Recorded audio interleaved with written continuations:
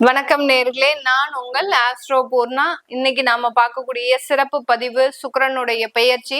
October மாதம் 9ஆம் தேதி சிம்ம ராசியிலிருந்து கன்னி ராசிக்கு சுக்கிரன் நீச்ச சுக்கிரனாக பெயர்ச்சி ஆகிறார்.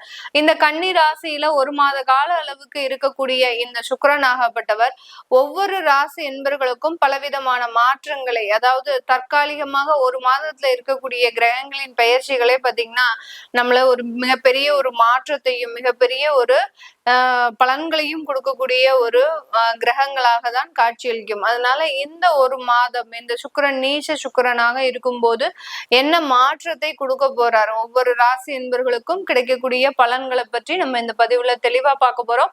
இந்த சேனல்ல முதன்முறையா பாக்குறீங்க அப்படின்னா சப்ஸ்கிரைப் பண்ணிக்கோங்க. பெல் பட்டன்ல ஆல் ஆப்ஷன் சூஸ் பண்ணீங்கன்னா உங்களுக்கு இந்த மாதிரியான கிரகங்களின் பயிற்சிகள், ஆன்மீக பதிவுகள் உங்களுக்கு தொடர்ந்து இந்த சேனல்ல உங்களுக்கு நோட்டிபிகேஷனா வந்துட்டு இருக்கும். காலபுருஷனுக்கு 4ஆம் இடம் இந்த கடக ராசி, சுகஸ்தானத்தை குறிக்கக்கூடிய ராசி. கடகராசி அன்பர்கள் எப்போதுமே ரொம்ப பெரிய அளவுக்கு வருமானத்தை எதிர்பார்க்க மாட்டாங்க. அதாவது வருமானம் இருந்தாதான் நமக்கு நிம்மதி கிடைக்கும் அப்படின்ற ஒரு எதிர்பார்ப்புகள் இந்த கடகராசி அன்பர்களுக்கு இருக்காது. தன்னுடைய உறவுகள், தன்னுடைய உடன் பிறந்தவர்கள், தன்னுடைய பெற்றோர்கள், இவர்கள் எல்லாரும் கூட இருந்தாங்களாலே நமக்கு நிம்மதி என்றது என்றைக்குமே இருக்கும் அப்படின்ற மாதிரியான அந்த பாசத்திற்கு கட்டுப்பட்டு தன்னுடைய நிம்மதியை தேடுபவர்கள் இந்த கடகராசி என்பர்கள். இப்படிப்பட்ட இந்த கடகராசிக்கு சுக்கிரனாகப்பட்டவர் உங்களுடைய 2ஆம் இடத்துல நீச்சம் அடைகிறார். 2ஆம் இடம் இல்ல, சாரி, 3ஆம் இடத்துல நீச்சம் அடைகிறார். 3ஆம் இடம்ன்றது உபஜய ஸ்தானம், உங்களுடைய அந்த முயற்சிகளை குறிக்கக்கூடிய ஒரு ஸ்தானம். ரொம்ப நாளா ட்ரை பண்ணிட்டு இருக்கேன் மேடம் வேலைக்கு, ஆனா எந்த விதமான ஒரு பாசிட்டிவ் ரிசல்ட்டுமே வரமாட்டேங்குது.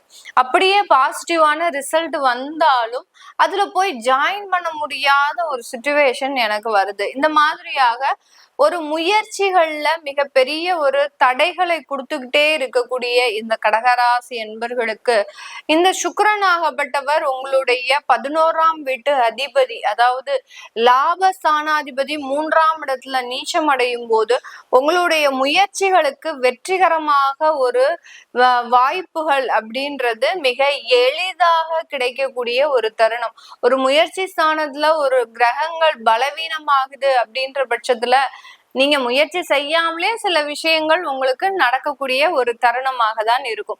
அதுவும் இப்போ நம்ம கடகராசி என்பர்களுக்கு அது மிக எளிமையாக நடக்கக்கூடிய ஒரு தருணமாக இருக்கும். இந்த சுக்கிரன் ஆகப்பட்டவர் உங்களுடைய 4ஆம் வீட்டு அதிபதியாகப்பட்ட அந்த சுகஸ்தானாதிபதி, அவர் 3ஆம் இடத்துல மறைவு ஸ்தானத்துல நீச்சம் அடைகிறார். அதனால அந்த ப்ராப்பர்ட்டி சம்பந்தப்பட்ட விஷயங்கள்ல உங்களுக்கு பெருமளவு ஈடுபாடு இல்லை. வீட்டுல ப்ராப்பர்ட்டி வாங்கணும்னு சொல்றாங்க, அதை நீங்க ஒரு காதுல போட்டுக்கவே மாட்டீங்க. நீங்க பாட்டுக்கு உங்க வேலையை பார்த்துட்டு இருக்கிறீங்க. இதனால வீட்டுல இருக்கிற நபர்களுக்கும் உங்களுக்கும் ஒரு பெரிய ஒரு சண்டைகளே வர்றதுக்கு வாய்ப்புகள்லாம் அதிகமா இருந்திருக்கு. இந்த காலகட்டம் அதற்குண்டான ஒரு அமைப்புகள் மேலும் நீடிக்கிறதுக்கு உண்டான ஒரு நேரமாக இருக்கும். ஏன் உங்களுக்கு ப்ராப்பர்ட்டி மேல இன்ட்ரெஸ்ட் இல்லை? நான் முதல்லயே சொன்ன மாதிரி இவர்களுக்கு, கடகராசி என்பவர்களுக்கு அந்த சொத்துக்கள் மீதோ வருமானத்தின் மீதோ பெரிய அளவுக்கு ஈடுபாடு அப்படின்றது கிடையாது. ஏன்னா காலபுருஷனுக்கு சுகஸ்தானத்துல இருக்கக்கூடிய இந்த கடகராசி என்பர்கள் தன்னை சுற்றி ஒரு 4 நபர்கள் இருக்கணும். இவர்கள் இருந்தாலே மனசு நிம்மதியா இருக்கும். வீட்டுக்குள்ள என்ட்ரி ஆகும் போதும் வீட்டு விட்டு வெளியில போகும் போதும் பாத்தீங்கன்னா நம்ம வீட்டுல ஆள் இருக்கிறாங்க, ஒரு மன நிம்மதி இருக்கும் அவர்களுக்கு. அதெல்லாம் தான் ஒரு மன நிம்மதியை ஒழிய அந்த பணமோ காசோ சொத்தோ அடுத்து பாத்தீங்கன்னா காரோ இந்த மாதிரியான ஒரு ஆடம்பர விஷயங்கள் இவர்களுக்கு மன நிம்மதியை கொடுக்கவே கொடுக்காது. அந்த அளவுக்கு மிகப்பெரிய ஒரு அந்த ஆடம்பர விஷயங்களின் மீது ஈடுபாடு இல்லாத ஒரு நபர்களாக தான் இந்த கடகராசி என்பவர்கள். இவர்களுக்கு இப்ப சொல்லவே வேண்டாம், 3ஆம் இடத்துல அந்த சுக்கிரன் நீச்சம் அடைகிறதுனால சொத்துக்களை விற்கிறதுக்கு முழு முயற்சி எடுக்க போறீங்க. ஏன்னா அந்த சொத்துனால்தான் மேடம் எனக்கு இவ்வளவு பிரச்சனையே. இதுல இருந்து நான் எப்படியாவது வெளியில வந்துட்டேன் அப்படின்னா நிம்மதியா இருப்பேன். என்னுடைய மனைவி பேர்லயோ கணவர் குழந்தைகள் பேர்லயோ அந்த சொத்துக்களுடைய மதிப்பை ஒரு எஃப்டியா போட்டு விட்டுட்டேன் அப்படின்னா எனக்கு ஒரு நிம்மதி அப்படின்றது கண்டிப்பா இருந்துரும். இந்த சொத்தை இனிமே நம்ம வாங்க கூடாது அப்படின்ற ஒரு முழு அளவிலான ஒரு அமைப்பை சேரக்கூடிய ஒரு நேரமாக தான் இந்த கடகராசி என்பர்களுக்கு இருக்கும். அதனால இந்த காலகட்டம் நீங்க சொத்துக்களை முழுவதுமாக விற்கக்கூடிய ஒரு தருணமாக இருக்கும். அந்த சொத்துக்களை விற்கிறதுனால உங்களுக்கு பெரிய மதிப்பு உங்களுக்கு வருமா அப்படின்னு கேட்டீங்கன்னா கண்டிப்பா கிடையாது. அந்த 4ஆம் வீட்டு அதிபதியே 3ஆம் இடத்துல நீச்சம் அடையறதுனால அந்த சொத்து மதிப்பு அப்படின்றது உங்களுக்கு கம்மியா தான் இருக்கும். ரொம்ப விலை கம்மியாக விற்கிறதுக்கு உண்டான ஒரு நேரம். அப்போ நீங்க இப்போ இந்த காலகட்டத்துல சொத்தை விற்கிறதுக்கு உண்டான முயற்சிகளை செய்யக்கூடாது. என்ன மேடம் எவ்வளவு நேரம் இப்படி சொல்லிட்டு இப்ப விற்க கூடாதுன்றீங்க? என்ன சொத்தை வித்தா உங்களுக்கு மதிப்பு கிடைக்குமா கிடைக்காதான்றதுதான் நம்மளுடைய கணிப்பே. அப்படி இருக்கும்போது உங்களுக்கு ஒரு நல்ல மதிப்பு வேணும்ன்ற பட்சத்துல இந்த காலகட்டத்துல அந்த சொத்தை விற்க கூடாது. நல்ல மதிப்பு வேணும் அப்படின்னா நீங்க கண்டிப்பாக ஒரு மாதம் கழிச்சு அதற்குண்டான ஒரு முயற்சிகளை நீங்க ஈடுபடும் போது கண்டிப்பாக அதற்குண்டான ஒரு நல்ல வேல்யூ அப்படின்றது உங்களுக்கு கிடைக்கக்கூடிய ஒரு நேரமாக தான் இருக்க போகுது. இந்த காலம் உங்களுடைய வெளியூர்கள்ல இருக்கக்கூடிய இந்த கடகராசி என்பர்கள் தன்னுடைய வேலையில மிகவும் ஸ்திரமான ஒரு முடிவை எடுக்கிறதுக்கு உண்டான ஒரு நேரம்.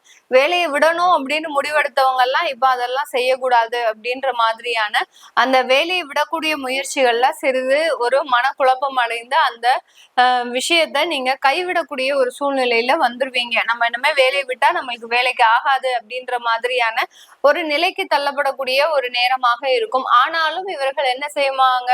அடங்க மாட்டாங்க. சும்மா இருக்கிற டயத்துல எங்கேயாவது கம்பெனியை பார்த்து நீங்க போட்டுட்டு இருக்கக்கூடிய ஒரு அமைப்பு உள்ள இருக்கக்கூடிய நேரமாக தான் இருக்கு. அதனால வாய்ப்புகள் வரும். வாய்ப்புகள் வந்தது அப்படின்னா நீங்க அதை இன்னும் ஒரு 2 மாதம் கழிச்சு நீங்க அந்த வாய்ப்புகள் எல்லாம் யூஸ் பண்ணிக்கிட்டீங்க அப்படின்னா நல்லது. நல்ல வேலை வாய்ப்பா இருந்தா தாராளமா போகிறதுக்கு உண்டான ஒரு அமைப்பு எல்லாம் இந்த கடகராசி என்பர்களுக்கு இருக்கு. ஏன்னா உங்களுடைய திசாபுத்தி நல்லா இருந்தது அப்படின்னா உங்களுக்கு நல்ல மாற்றம் தரக்கூடிய ஒரு நேரமாக இருக்கு அப்படின்னா கண்டிப்பா அந்த வேலை வாய்ப்புனால உங்களுக்கு நல்ல ஒரு மாற்றங்களும் ஏற்படக்கூடிய ஒரு நேரமாக இருக்கும். ஏன்னா இந்த கடகராசி என்பவர்கள் எப்போதுமே நான் சொன்ன மாதிரி வருமானத்தை பெருமளவு டார்கெட் பண்ணி நீங்க வெளியேறது கிடையாது. உங்களுடைய டெவலப்மெண்ட் மாத்திரம்தான் அங்க இருக்கக்கூடிய ஆபீஸ் சூழ்நிலைகளை முதல்ல பாப்பீங்க. ஏன்னா எப்போதுமே ஆபீஸ் சூழ்நிலைகளை மட்டுமே பார்த்து வேலைக்கு சேரக்கூடிய ஒரே ஒரு நபர்கள் நம்ம கடகராசி என்பர்கள் தான். எல்லாருமே பாத்தீங்கன்னா தன்னுடைய சேலரி எவ்வளவு, தனக்கு எவ்வளவு வருஷத்துக்கு ஒரு வாட்டி இன்கிரிமெண்ட் போடுவாங்க, தன்னுடைய பொசிஷன் என்ன, இதெல்லாம் பார்த்துதான் எல்லாருமே வேலைக்கு சேருவாங்க. ஆனா நம்ம கடகராசி என்பர்கள் அப்படியே டிஃப்ரெண்ட். நான் தன்னுடைய அலுவலக சூழ்நிலை எப்படி இருக்கு அப்படின்ற மாதிரியான அந்த ஒரு விஷயங்களை மட்டும்தான் பார்த்து வேலைக்கு சேருபவர்கள் இந்த கடகராசி என்பர்கள். இப்படிப்பட்ட இந்த கடகராசி என்பர்களுக்கு திருமண வாய்ப்புகள் இந்த மாதம் கூடி வரக்கூடிய ஒரு நேரமாக இருக்கும். அந்த திருமண வரன்கள்லயும் உங்களுக்கு ஒரு நல்ல ஒரு திருப்திகரமான ஒரு சூழ்நிலை, அடுத்து திருமண உறவுகள்ல நல்ல ஒரு மாற்றங்கள் ஏற்படக்கூடிய ஒரு சூழ்நிலை, அடுத்து பாத்தீங்கன்னா அதுல நல்ல குழந்தை வாய்ப்பு, அடுத்து பாத்தீங்கன்னா 2வது திருமணத்திற்காக முயற்சி செய்பவர்களுக்கு இந்த காலகட்டம் ஓகே அப்படின்னு சொல்லக்கூடிய அளவிற்கு சில வரன்கள் வர்றக்குண்டியான ஒரு நேரம். ஏன்னா உங்களுடைய குழந்தைகளை பாத்துக்கிறதுக்காக நீங்க 2வது திருமணங்கள் செய்றீங்க அப்படின்னா இந்த காலகட்டம் அதுக்கு சாதகமான அமையக்கூடிய ஒரு நேரமாக இருக்கும். இது எல்லாமே நம்ம கோச்சார நிலவரப்படி பலன்களை கணிச்சு சொல்லியிருக்கிறோம். உங்களுடைய சுய ஜாதக பலன்கள் நான் ஏற்கனவே சொன்ன மாதிரி உங்களுடைய ஜாதக கட்டம் நல்லா இருக்கு, தசாபுதி நல்லா இருக்கு அப்படின்னா நல்ல சேஞ்சஸ் வரக்கூடிய ஒரு நேரம் தான். அதை பார்க்கணும் விருப்பப்பட்டீங்க அப்படின்னா கீழே இருக்கிற நம்பருக்கு வாட்ஸ்அப்ல அப்பாயின்மெண்ட் வாங்கிட்டு நீங்க என்கிட்ட கன்சல்ட் பண்ணிக்கலாம். உங்களிடமிருந்து விடைபெறுவது உங்கள் ஆஸ்ட்ரோ பூர்ணா. நன்றி, வணக்கம்.